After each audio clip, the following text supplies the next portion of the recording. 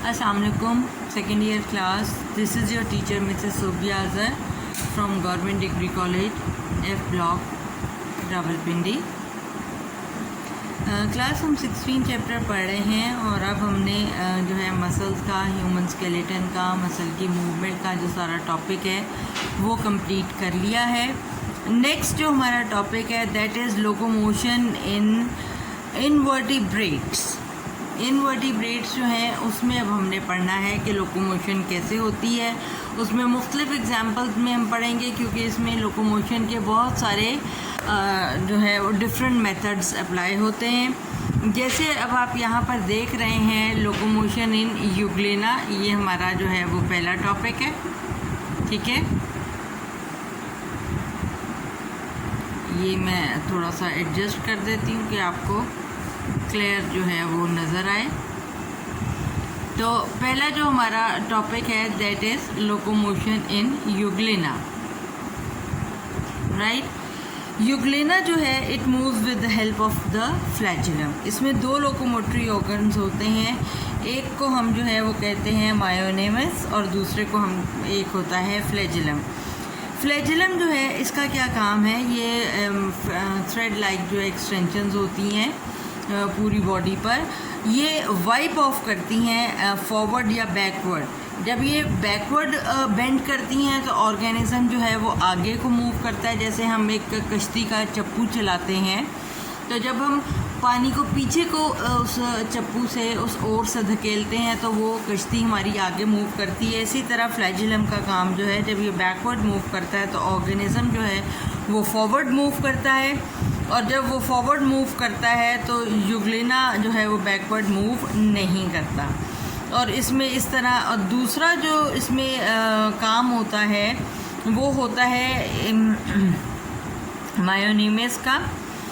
The activity node of the flagellum caused by the body of euglena to rotate forward about its axis। जो क्योंकि वो backward move नहीं करता Euglena, लिहाजा वो अपने एक्सेस के ऊपर अपनी बॉडी को रोटेट कर देता है। ठीक है, Euglena is able to change its direction by active contractile myonemes which run along the length of its body. पूरी बॉडी के ऊपर छोटे छोटे जो है वो कॉन्ट्रैक्टाइल जो है मायोनेमस जो हैं वो मौजूद होते हैं उसकी सारी बॉडी की आउटर पूरी सरफेस पे के ऊपर।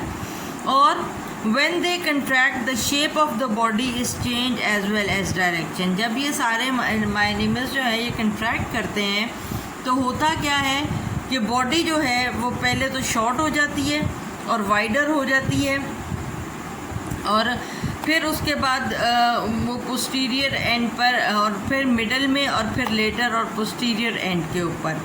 अगर आपको याद हो यूग्लिना की इस तरह की शेप आपने पहले पढ़ी हुई है, तो वो अब पहले यहाँ से शॉर्ट होगी और फ्लैट होगी, फिर उसके बाद ये हिस्सा, फिर ये हिस्सा, जिसके नतीजे में बॉडी आगे को मूव कर जाएगी। The characteristic movement is called as euglenoid movement.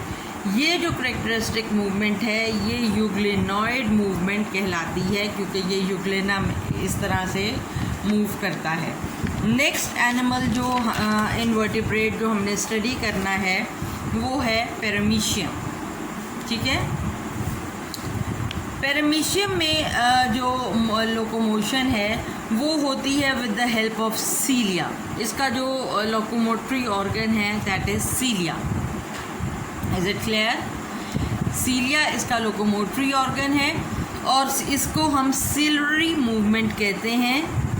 इसमें क्या होता है कि बंच ऑफ सीलिया जो है वो मूव करते हैं एक वक्त में, और फिर जो है ये पैरामीशियम की पूरी बॉडी, आपको याद होगी पैरामीशियम की शेप जो है वो ऐसे बूट टाइप उसकी जो है वो शेप होती है, तो वो उसकी पूरी बॉडी के ऊपर सीलिया मौजूद है। अब जब वो यहाँ भी और वाला काम होना है, जब वो बेंड करेंगे तो ऑर्गेनिज्म आगे को मूव करेगा, और जब वो फॉरवर्ड होंगे तो ऑर्गेनिज्म पीछे को मूव करेगा। सीलिया होते क्या हैं? Cilia are short fine thread like structures. ठीक है, सीलिया जो है ये short fine thread like extensions होती हैं सेल मेम्ब्रेन की जो है ये एक्सटेंशंस हैं, और इनकी लेंथ के बारे में बताया गया है कि ये कितनी हो सकती हैं, डायमीटर के बारे में आपको बताया है। सीलिया में 9 पेरिफेरल डबल फिब्रिल्स मौजूद होते हैं जिनकी अपीयरेंस जो है वो 8 शेप की फिगर में आती है, और इनमें से ये जो 9 फिब्रिल्स जो होते हैं, एग्जैक्ट मैकेनिज़्म अब हम देखते हैं कि ये सीलिया जो हम कह रहे थे कि वो मूव करते हैं तो बॉडी आगे और पीछे मूव कर जाती है, तो वो कैसे होता है। इसमें 2 तरह के स्ट्रोक्स जो हैं वो काम करते हैं, एक होता है इफ़ेक्टिव स्ट्रोक और एक होता है रिकवरी स्ट्रोक। जो इफ़ेक्टिव स्ट्रोक है उसमें 9 फिब्रिल्स 9 में से 5 फिब्रिल्स इस्तेमाल होते हैं और जो कि बेंड करते हैं, और जिसकी वजह से पेरिमीशियम शॉर्ट हो जाता है, और 4 जो फिब्रिल जो बाकी रह जाते हैं जब वो कंट्रैक्ट करते हैं तो फिर वो ऑर्गेनिज़म सीधा हो जाता है। तो इस स्ट्रोक को हम कहते हैं इफ़ेक्टिव स्ट्रोक, यानी कि ये आगे को मूवमेंट करने के लिए हेल्प आउट कर रहा है एनिमल को, और ये रिकवरी स्ट्रोक है। ठीक है, इन स्ट्रोक्स को परफॉर्म करने के लिए ज़ाहिर है एनर्जी चाहिए होती है, और वो एनर्जी जो है वो ATP से मिलती है। ATP जो है वो इन स्ट्रोक्स को परफॉर्म करने की एनर्जी जो है वो प्रोवाइड करता है। अब हम आ जाते हैं लोकोमोशन इन अमीबा। अमीबा जो है आपको पता है उसका जो लोकोमोटरी ऑर्गन है उसे हम कहते हैं सूडोपोडिया। सूडो का मतलब होता है फॉल्स और पोडिया का मतलब होता है फुट, यानी फॉल्स फुट। इसका कोई प्रॉपर लोकोमोटरी ऑर्गन नहीं है। होता ये है, आप ये देखें कि ये अमीबा की बॉडी है, इधर को सारी बॉडी साइटोप्लाज्म इधर को मूव करना शुरू कर देगा, तो वो एक सूडोपोडिया इधर को बनना शुरू हो जाएगा, और वो इस तरह से ये देखें बनता जा रहा है, और फिर वो बॉडी यहाँ पर मौजूद थी, यहाँ से यहाँ आ गई। इसका अभी तक जो है वो एग्जैक्ट मैकेनिज़्म क्या है, सूडोपोडिया कैसे बनते हैं, वो अभी तक जो है अननोन है, मगर दिस इज़ सिंपली कि सारे का सारा साइटोप्लाज्म एक तरफ को मूव करना शुरू होता है, फिर उसके पीछे पीछे न्यूक्लियस मूव करता है, और इसी तरह पूरा अमीबा एक जगह से इस जगह तक मूव कर जाता है। अगला एनिमल जो है वो जो हमने इसमें डिस्कस करना है या पढ़ना है वो है जेलीफिश। जेलीफिश आपको पता है कि उसकी इस तरह एक डूम शेप बॉडी होती है, और उसमें बहुत सारे टेंटिकल्स उसके इर्द गिर्द मौजूद होते हैं। जेलीफिश का मोड जो है मूवमेंट का वो कहलाता है जेट प्रोपल्शन। जिस तरह कोई जेट आपने देखा जब हवा में स्पेस में जेट जाते हैं तो उनके नीचे कितनी आग लगती है, और वो फिर उसके नतीजे में उसके रिएक्शन के नतीजे में ऊपर की तरह मूव करते हैं। इसी तरह ये जो अम्ब्रेला लाइक बॉडी होती है जिसे कि हम बेल कहते हैं, पहले इसमें वाटर एंटर होता है, वाटर एंटर होने के नतीजे में ये बॉडी जो है ये स्वेल कर जाती है।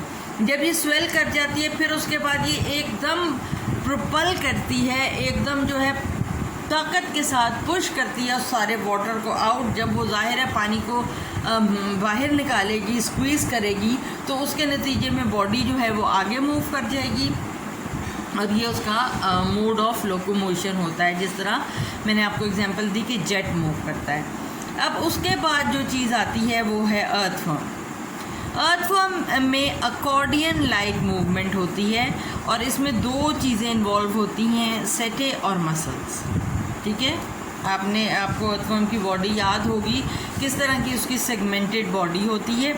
इस पूरी बॉडी के ऊपर के बाहर जो हैं इसके यहाँ पर सारे इसके इर्द गिर्द जो हैं वो सेटे जो हैं वो मौजूद होती हैं, और फिर उसके मसल्स की कंट्रैक्शन होती है। फर्स्ट ऑफ ऑल अर्थवर्म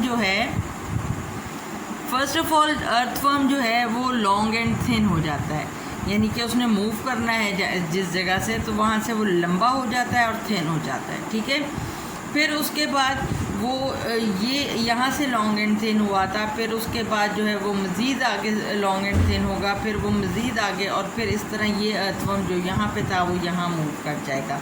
होगा क्या, ये जो इसके जो सेटे होते हैं इनका क्या काम होता है कि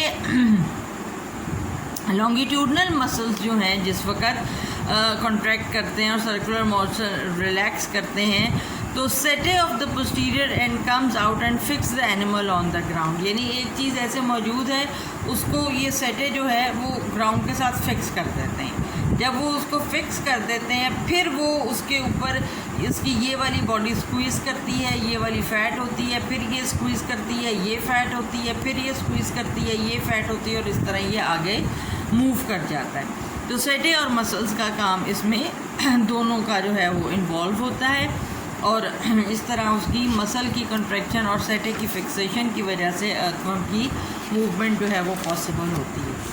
अगला एनिमल जो हमने इसमें पढ़ना है वो है लोकोमोशन इन कॉकरोच। कॉकरोच में किस तरह से लोकोमोशन जो है वो होती है। कॉकरोच में स्विफ्ट वॉकिंग होती है, ठीक है, और उसके अलावा स्विफ्ट वॉकिंग के अलावा ये फ्लाई भी करते हैं। तो कॉकरोच की लोकोमोशन के दो तरीके हैं, स्विफ्ट वॉकिंग और फ्लाइट।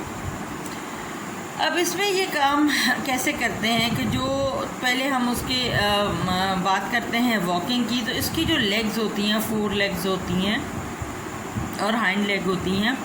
ये एक साइड की सारी लेग जो है वो एक डायरेक्शन में पुश करती हैं, दूसरी साइड की भी दूसरी डायरेक्शन, बहुत स्विफ्टली जो है वो बहुत तेज़ी से जो है वो मूव करता है। जो इसकी फ़्लाइट की जब हम बात करते हैं तो इसके जो पोस्टीरियर पार्ट जो विंग्स जो होते हैं वो इसकी फ़्लाइट की वजह बनते हैं, और ये बहुत लिमिटेड सी फ़्लाइट जो है वो ले सकता है, यानी कि इसकी स्विफ्ट वॉकिंग इसकी लेग्स की वजह से है।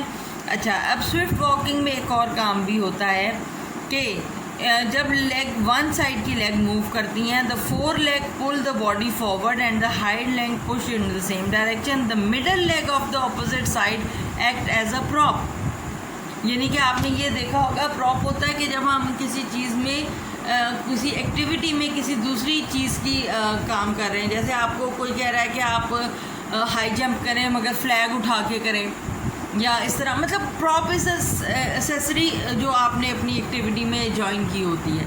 तो एक साइड की इसकी लेग्स मूव कर रही हैं, दूसरी साइड की जो मिडल लेग होती हैं वो क्या करती हैं, प्रॉप का काम करती हैं, यानी कि वो थोड़ा सा इसको सपोर्ट देने का काम करती हैं, और फिर इस तरह से वो जब आगे मूव करता है तो इधर वाले वो सपोर्ट देगी, ये मूव करेगा, और इस तरह वो स्विफ्टली वॉक करता चला जाएगा।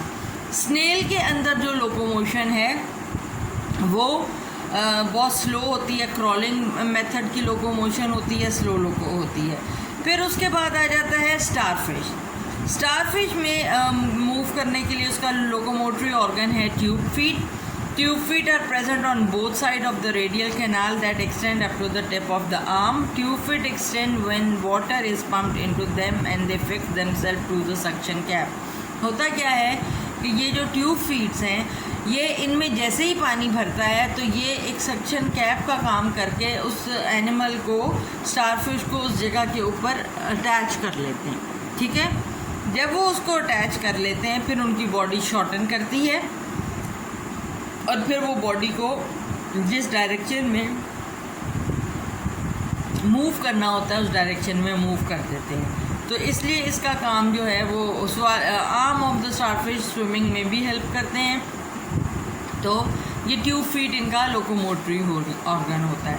ये इनवर्टिब्रेट्स में जो है ये शुरू के जो प्रोटिस्टा और वो थे उसकी सारी मुख्तलिफ एग्जाम्पल दोनों ने आपको डिस्कस की थी, इनवर्टिब्रेट्स में और प्रोटिस्टा में।